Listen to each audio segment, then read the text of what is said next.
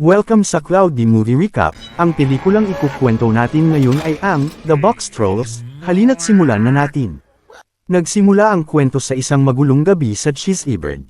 Nagkaroon ng matinding takot ang buong bayan dahil sa isang sanggol na di umano'y ninakaw. Agad na pumunta si Snatcher sa Cheese Guild at kinumbinsi si Lord Portly Rind na malaking banta ang mga box troll at dapat silang tuluyang lipulin. Sinabi ni Snatcher na dinukot ng mga box troll ang batang si Trubshaw at pinagpira-piraso ito. Iginiit din niya na maaaring targetan ng mga ito ang supply ng keso ng bayan.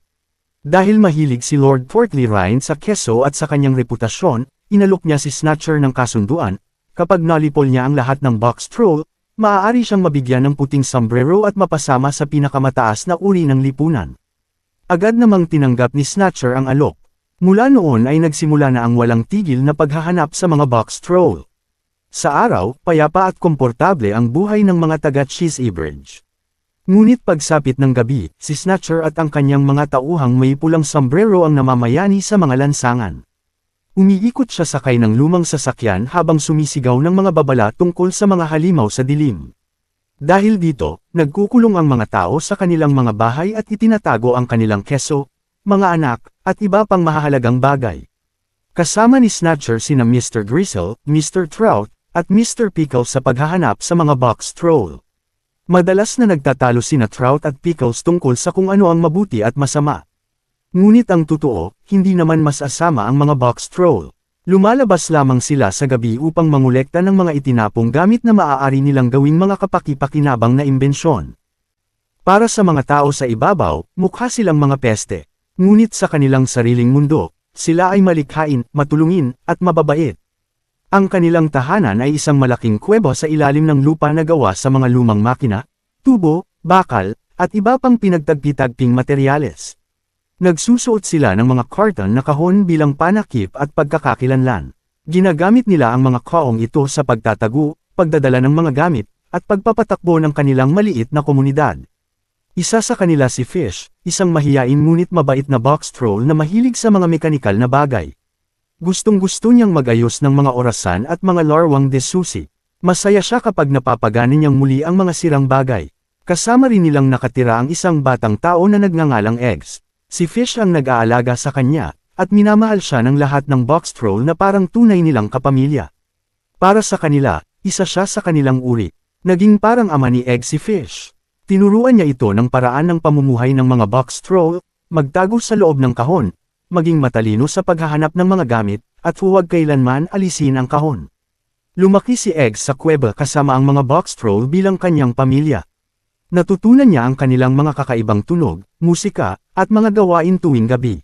Habang lumalaki si Eggs, lalo silang naging malapit ni Fish.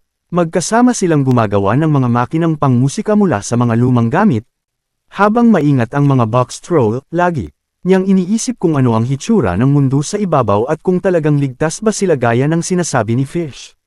Lalong naging seryoso ang sitwasyon ng paulit-ulit na salakayin ng mga Red Hats ang kanilang komunidad. Unti-unting nababawasan ang mga box troll habang dumarami ang mga nahuhuli.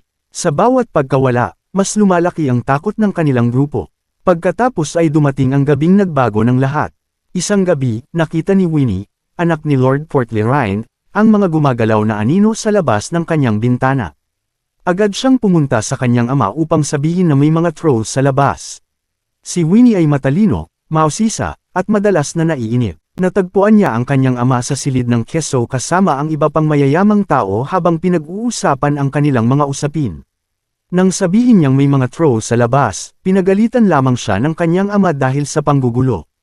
Ibinigay pa nito ang kanyang puting sombrero at inutusan siyang linisin iyon. Nadismaya si Winnie kaya itinapon niya ang sombrero sa labas. Ngunit kalaunan ay pinagsisihan niya ito kaya lumabas siya upang kunin muli. Sa gabing iyon, nakita niya sina Eggs at ang mga box troll. Nang makita niya si Eggs sa dilim, hindi siya nakakita ng halimaw. Isang batang lalaki lamang ang nakita niya, nalito si Eggs nang tawagin siyang batang lalaki dahil hindi niya kailanman naisip na siya ay tao. Ngunit bago pa sila makapag-usap ng maayos, dumating ang mga Red Hats at napilitang tumakas sina Eggs at ang mga box troll. Kahit sandali lamang silang nagkita, sapat na iyon upang pagdudahan ni Winnie ang lahat ng kwento tungkol sa mga box troll. Sinubukan niyang sabihin ito sa kanyang ama, ngunit hindi siya pinansin ni Lord Portly Rind dahil mas abala ito sa keso at sa kanyang reputasyon.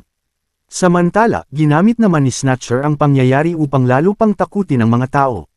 Ginamit niya ang puting sombrero ni Winnie at ang kanilang takot upang patuloy na paniwalain ang buong bayan na mamamatay tao ang mga box troll. Patuloy rin niyang pinapangarap na maging bahagi ng mga taong may puting sombrero. Naniniwala siyang kapag nalipol niya ang mga box troll, magiging mahalagang tao siya sa lipunan. Dahil sa matinding kagustuhang ito, lalo siyang naging mapanganib. Nang gabing iyon, ipinagpatuloy ng mga Red Hats ang kanilang panghuhuli. Hinabol nila sina Eggs at ang kanyang mga kaibigang box troll sa buong bayan. Sa kasamaang palad, nahuli si Fish. Sinubukan siyang iligtas ni Eggs ngunit nabigo siya. Labis itong ikinalungkot ni Eggs. Hindi siya makakain at makatulog. Nagsimula siyang magtanong kung bakit palagi silang nagtatago sa halip na ipagtanggol ang kanilang sarili. Habang nag-iisip, nakakita siya ng larawan ng mga tao.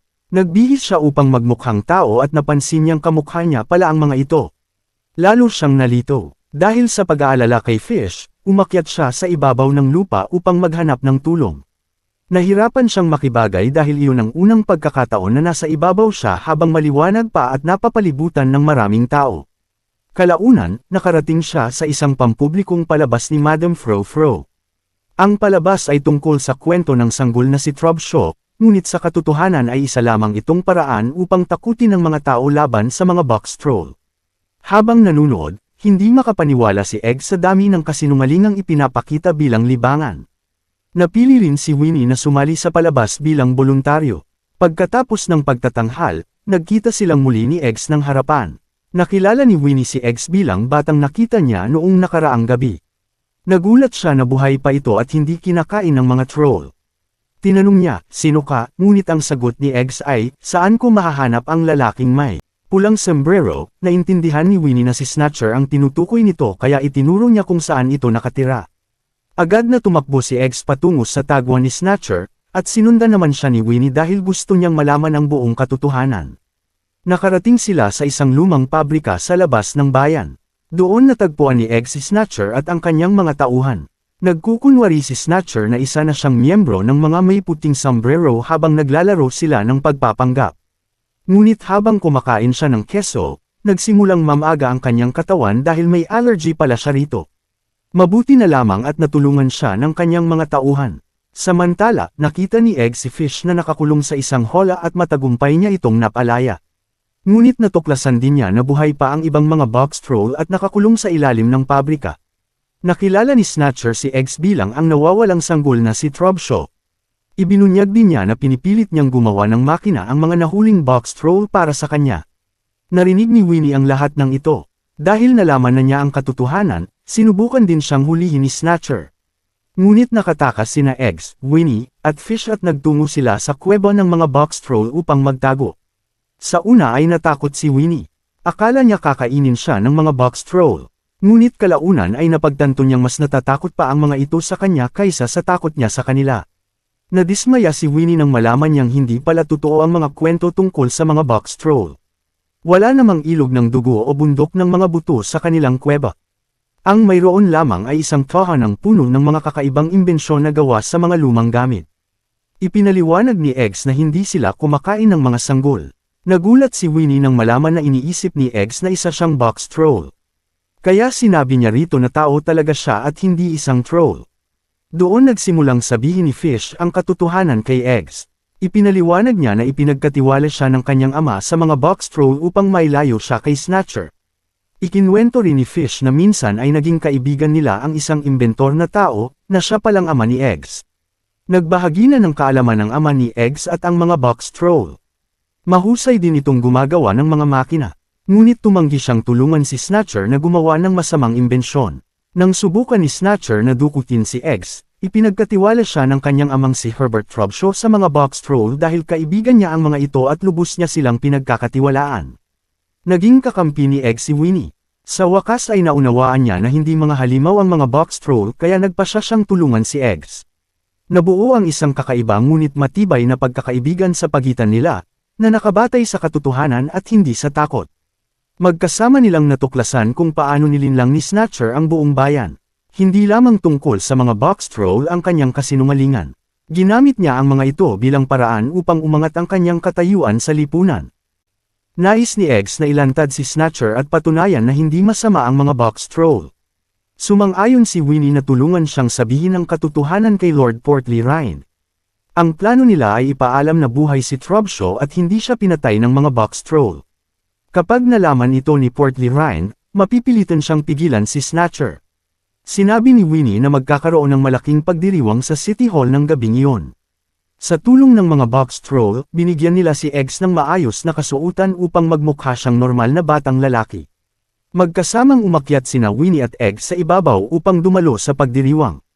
Tinuruan ni Winnie si Eggs kung paano makihalubilo sa mga tao. Kapag may nakikilalang tao, kailangan daw itong tingnan sa mata at kamayan. Pagdating sa pagtitipon, seryosong sinunod ni Eggs ang payo at kinamayan niya halos lahat ng makita niya, na naging nakakatawa para sa mga tao. Ang pagdiriwang ay para sa pagbili ng napakalaking keso na tinatawag na Brie Moth. Nakakatawa dahil ginamit ang pondong dapat sana ay para sa ospital ng mga bata upang bilhin ang mamahaling kesong ito. Sinubukan ni Eggs na kausapin si Lord Portly Ryan ngunit hinarang siya ni Snatcher na nakadisguisang babae na nagngangalang Madam Fro-Fro. Habang umiiwas kay Snatcher, aksidenteng nahulog ni Eggs ang malaking keso sa ilog. Pagkatapos nito, kumarap siya sa mga tao at sinabi ang katotohanan. Ipinaliwanag niyang hindi nagnanakaw ng mga bata ang mga box troll.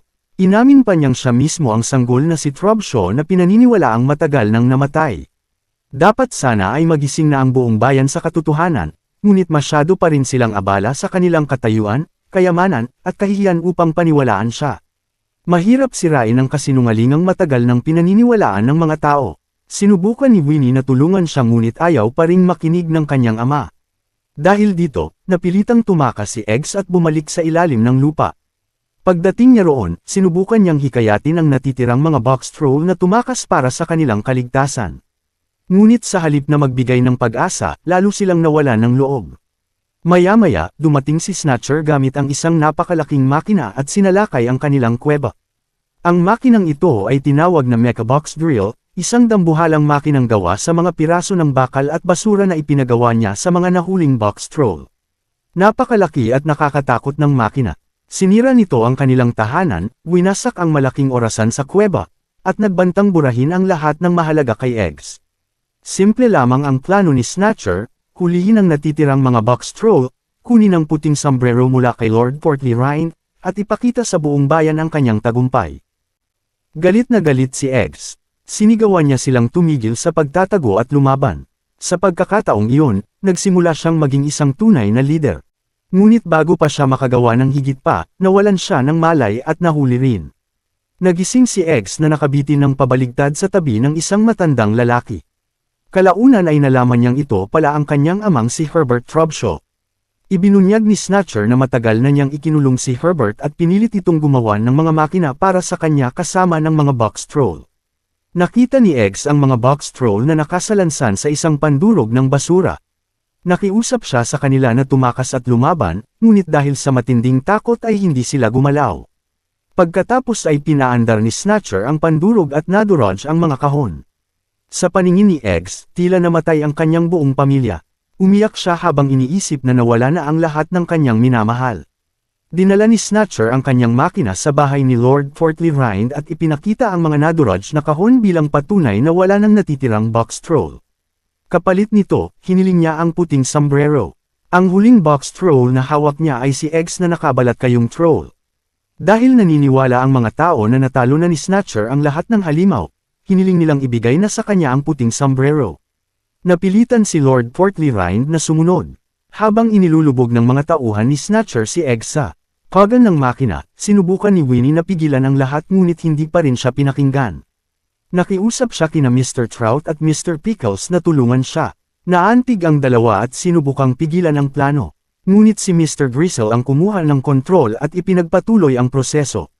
Biglang nagbago ang lahat nang dumating ang isa pang makina. Sakay nito ang mga box troll at si Herbert Trubshaw. Lumalabas na nakinig pala ang mga box troll sa sinabi ni Eggs. Nakalabas sila sa kanilang mga kahon bago pa man sila madurog. Nang makita sila ng mga tao, nagkagulo ang buong bayan. Agad nilang pinalaya si Eggs at muli siyang nakasama nina Winnie at Herbert.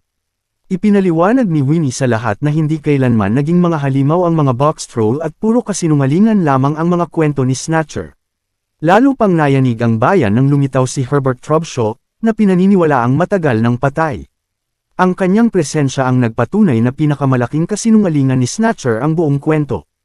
Hindi kailanman naging halimaw ang mga box troll. Si Snatcher ang tunay na halimaw. Sinubukan ni Snatcher na kunin ang puting sombrero sa pamamagitan ng dahas. Nagsimula ang malaking labanan sa buong Cheesy Bridge. Gamit ang Mecha Box Drill, naghasik siya ng takot sa bayan habang hinahabol si Lord Portly Rhyne.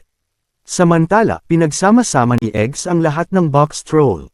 Hindi na sila natatakot at handa na silang lumaban.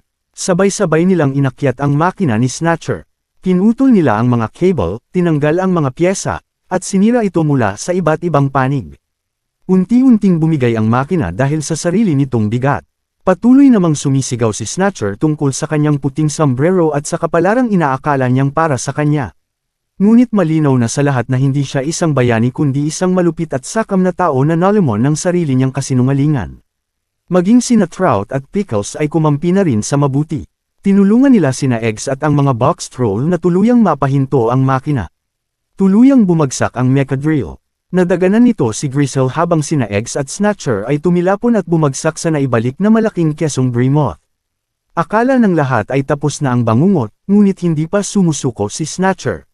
Dahil sa matinding allergy niya sa keso, namaga ng gusto ang kanyang katawan at naging parang higanteng halimaw. Dinukot niya si Winnie at pinilit si Lord Portly Rhyne na ibigay ang puting sombrero kapalit ng kaligtasan nito. Dinala niya silang lahat sa silid tikiman ng keso. Doon, binigyan siya ni Portly Rhyne ng isang napakabihirang keso. Nakatakas si Winnie sa pamamagitan ng pagkagat kay Snatcher, ngunit bago pa man matapos ang lahat ay sinubukan pa rin itong kainin ang keso. Nakiusap si Egg sa kanya na magbago. Sinabi niyang hindi nasusukat ng keso o mataas na posisyon ang tunay na halaga ng isang tao. Ngunit hindi nakinig si Snatcher. Naniniwala pa rin siyang ito ang kanyang kapalaran. Kinain niya ang keso at agad na sumabog dahil sa kanyang matinding allergy. Sa huli, wala siyang nakuha sa lahat ng kanyang pinaghirapan. Hindi siya naging marangal. Hindi siya naging respetado. Sa halip, nalantad ang kanyang mga kasinungalingan sa buong bayan. Tinanggap na rin ng mga tao ang mga box troll. Sa wakas, pinakinggan si Winnie. Natutunan naman ni Eggs na ang pamilya ay hindi nakabatay sa itsura o uri ng nilalang. Ang tunay na pamilya ay yaong mga nagmamahal, nag-aalaga, at nananatili sa iyong tabi sa oras ng kagipitan.